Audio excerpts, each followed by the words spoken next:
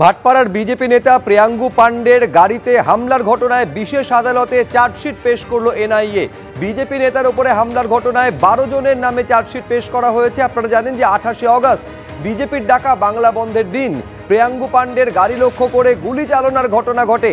সেই ঘটনা তদন্ত করে এনআইএ এবং এনআইএ চার্জশিট পেশ করেছে বিশেষ আদালতে, যেখানে এই যে চার্জশিট সেখানে 12 জনের নাম রয়েছে বলে জানা যাচ্ছে। আবির দত্ত আমাদের প্রতিনিধি আরো বিস্তারিত বলবেন এই নিয়ে। এইটা আমাদের জানাও আবির, এই যে চার্জশিট এনআইএ পেশ করেছে ঠিক কি উল্লেখ রয়েছে এবং কোন 12 জনের নাম এখানে এনআইএ উল্লেখ করেছে? দেখো, তোমাকে শুরুতেই জানাই 43 দিনের মাথায় এই চার্জশিট জমা দিল এনআইএ।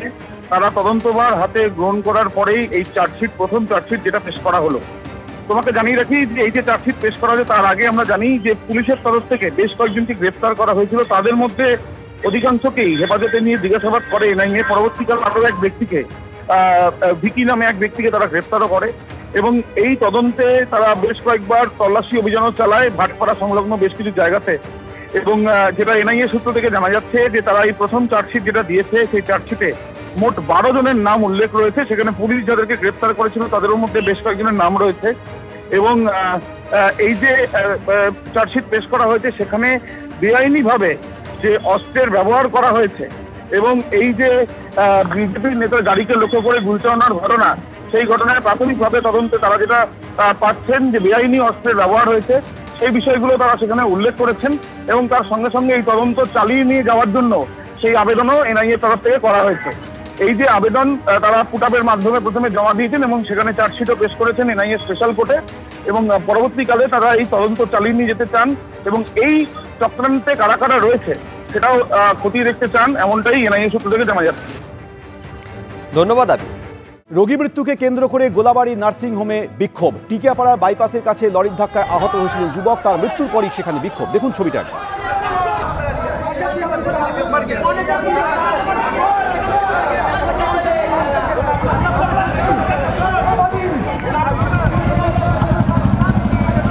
রোগী মৃত্যুকে কেন্দ্র করে গোলাবাড়ি নার্সিংহোমে বিক্ষোভ। বিস্তারিত বলবে আমাদের প্রতিনিধি সুনীত হালদার। সুনীত।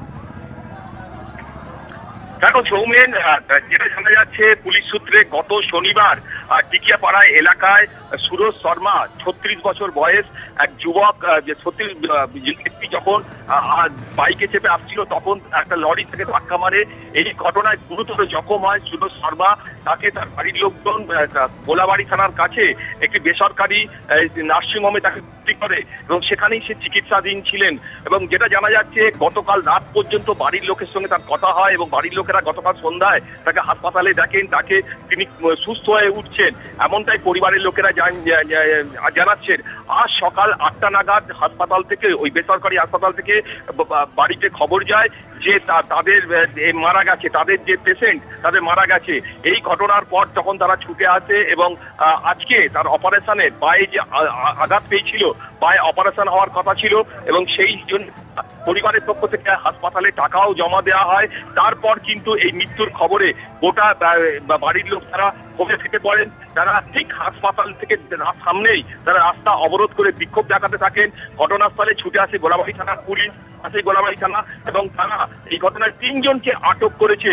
যেটা পরিবারের লোকের অভিযোগ যে চিকিৎসার গাফিলতির কারণেই তাদের পরিবারের লোকের যে মৃত্যু হয়েছে।